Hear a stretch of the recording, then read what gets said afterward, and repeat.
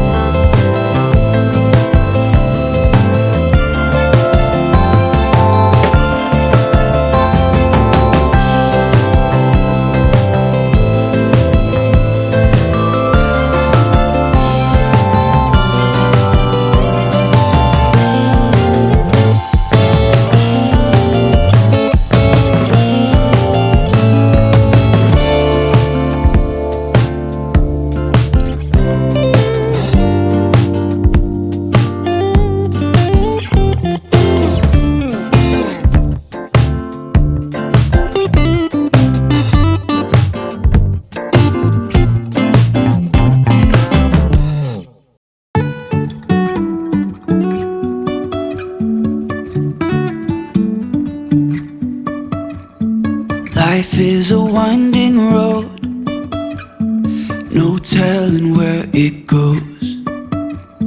Driving through days and nights, won't stop for traffic lights. And I really wanna know, really wanna know if I'll ever figure out where the road goes.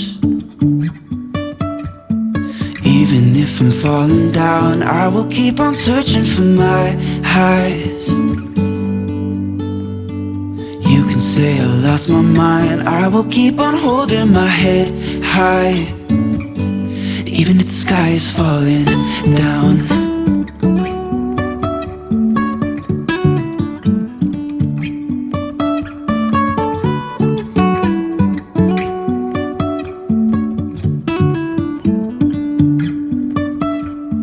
Jumping from cliffs so high, trusting our wings to fly. Sometimes we're crashing down, but we get up and start from the ground. And I really wanna know, really wanna know if I'll ever figure out where the road goes. Even if I'm falling down, I will keep on searching for my highs. You can say I lost my mind, I will keep on holding my head high. Even if the sky is falling down, even if the sky is falling down, yeah. The sky is falling down.